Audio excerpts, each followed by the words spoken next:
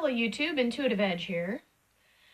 So I wanted to take a look at Ivanka Trump. I was playing around with my cards a little bit here, and I was going to roll the video at the beginning of this, and I decided, oh, I'll just pull some cards. I just kind of wanted to see what came up, and it actually was a little fascinating to me.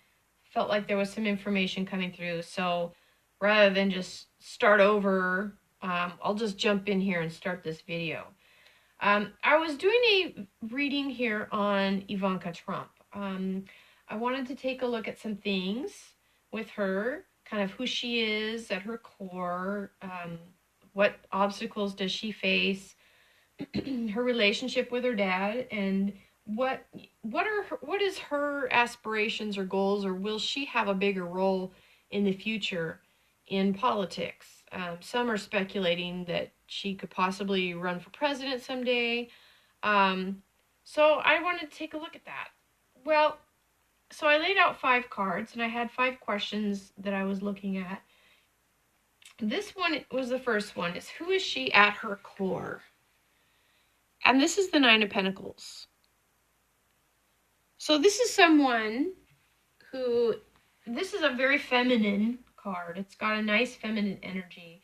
It's all about values and things that she values, things that she's worked for, and she's enjoying the fruits of her labor, so to speak. She has, this is kind of like having good taste in, she likes things that are pleasing, like aesthetically. She likes to feel like she's getting value for her work and what she's putting into something. She likes to enjoy the fruits of her labor and to feel and enjoy value from what she endeavors to do. This is very much the entrepreneurish, if that's a word. But she very much likes that, being that business type of person, and being able to put things together and enjoy the fruits of that. Okay, this card here was representing the obstacles that she faces. So with this card, to me, this really felt to me like Ivanka is a person who likes to have things that are understandable and predictable. She doesn't like things that are vague or unclear or unknown. She likes things to be laid out, plain to understand. She's pretty direct and straightforward, and she kind of likes her world to be that way as well. And so if things are unclear or vague, it's kind of, that's something that's frustrating. Part of this being an obstacle that she could face is that sometimes you have to kind of put all of your eggs in one basket. Maybe you have to put things out there and see where things might lead. And sometimes that unknown feeling can be unsettling. I get the feeling she doesn't like to just kind of venture out into something that's this big unknown. She likes to do her maybe research ahead of time, kind of see where things might lead and how they might develop. She has a keen mind, like her dad in that way, for business, and she can chart things ahead in her mind. But she's not one to just jump into something. She likes to kind of test the waters first. That could, again, with this being an obstacle, sometimes you have to take a leap of faith and jump out and test things and see where things might go. So that might be something that she deals with in her personal life, especially in relation to business ventures and such. The temptation to know when to jump in, and trust and kind of blind faith versus the tried and true. And this is what is her relationship to her dad.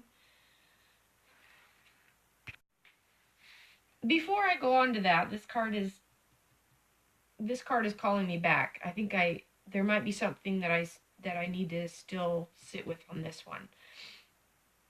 I get the image of somebody who has a hard time with just letting go and letting faith. It's like wanting to hold on to things that are moving.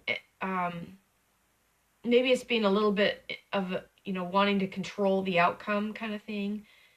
And sometimes it's hard for her to let go and have faith and trust that things are going to be okay when she ventures out. I think that's what I needed to say on that one. So she's learning in this life. Her obstacle that she's learning in this life is how to have faith, when to let go and trust that things are going to work out in her favor. Okay. All right. I needed to say that. Okay. All right. Moving on. So her relationship with her dad. So I get that she's not as black and white as her dad. I'm getting her dad kind of sees things. They don't see eye to eye on everything. They see things from different angles. And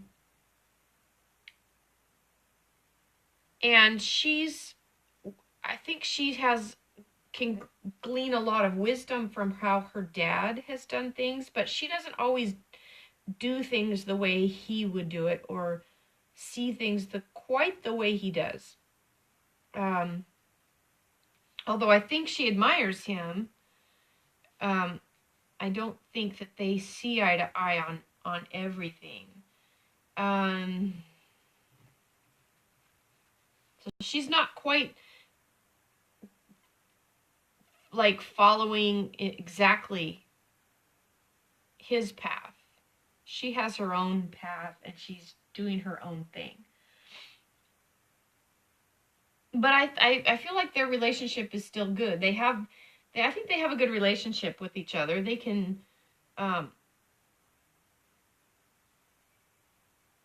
she relies on his wisdom, I think, in a lot of ways. She generally will take her own path. That's kind of how I see that. Will she have a bigger role in politics in the future? Now, when I see this card, the Strength card, oops. So, I see with this card, there's some structure that has to be changed first for her to emerge into politics. It's like I hate to use the outworn and misused outworn phrase of glass ceiling, but because I don't believe in those, but there's some sort of structure that's changing, that she might be instrumental in bringing about that change. She may be the one to crack that glass ceiling, so to speak. She may be the one to do that, because I see that there has to be some sort of structural change that takes place that will open that door for her. I think she may be able to open that door. Will she run for president someday? That was the direct question I had on the end here. And what's fascinating is we have the Queen of Pentacles come up, and it's in the upright. I mean, this is obviously somebody who is very confident, self-confidence, a woman of means, has value. And when I see this on that question, will she run for president someday, and I've got this Queen figure, to me that lends that it's quite possible. Maybe she could, maybe she would. I do see it out a little ways, that it's something that is taking shape, but it's a little bit out in the future. I don't know how far out. But it's possible. It's possible based on that. So I was going to look at the bottom card of this deck. I laid all these out. On the bottom, we have the Seven of Wands. This is a card of overcoming obstacles. I think Ivanka is somebody who can overcome obstacles and overcome difficulties. And she's somebody who is guided by her intuition. She's got she's got intuition. She may not call it that, but she has a keen sense and she knows right from wrong. I think she's got a good head about her, and I think she has this strong, independent, feminine energy that's going to carry her through. We may see a reemergence of divine energy around her, and around this emerging self that I mean, if she did break that and become president, that would be pretty amazing. To have a feminine energy um, in the White House. To me, she's a strong woman that represents the strength of the divine feminine. I tend to think, this is my personal thoughts, that there has been over the last several decades, several years, this push for a false feminine energy, a fake, false, counterfeit, I think, feminine. That's kind of been a counterfeit to the divine feminine. And that is this push for women to be ruthless and cutthroat and compete with men. And that's not feminine. That's not divine feminine energy, in my opinion. Okay. Divine feminine energy is that bringing that love and that nurturing back into what it means to care. And that picture that Ivanka put out on her, I believe it was her Twitter page, that I believe was it Samantha Bee came out and kind of really was vicious toward her for.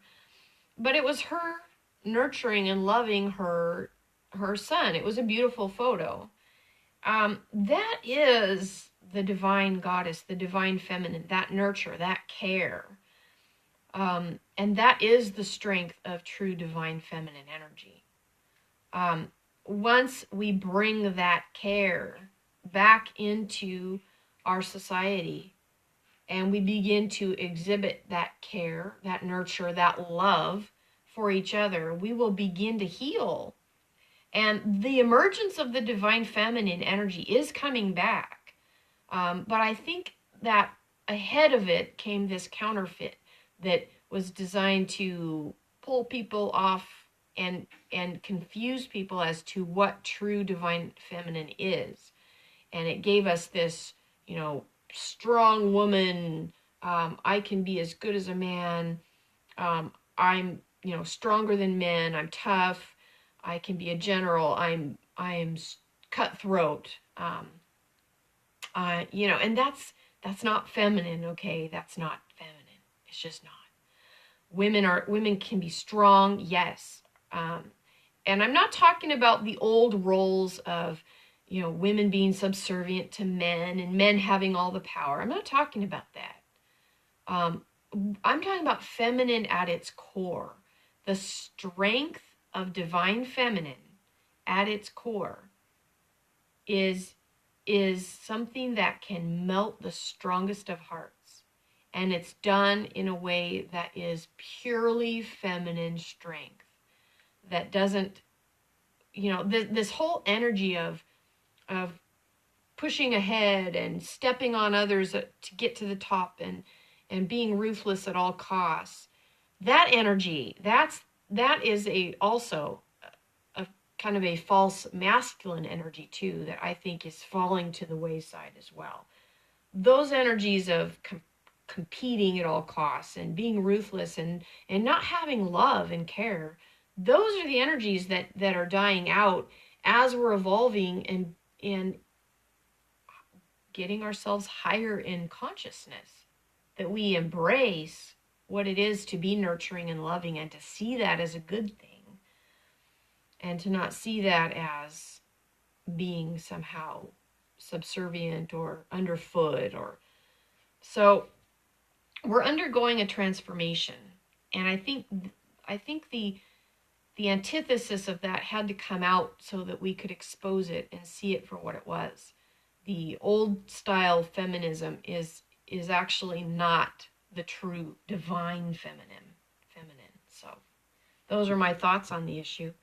But with Ivanka, I think she's got some character traits that are very strong. She if she's able to let go and have faith and trust, she will go far. And I think she's got some good energy going forward. Okay, that's it. And thanks for listening to my thoughts on the matter. Appreciate you stopping by my channel. If you liked it, leave a like. And I will see you in the next video. Thanks, everyone. We'll see you next time. Bye-bye.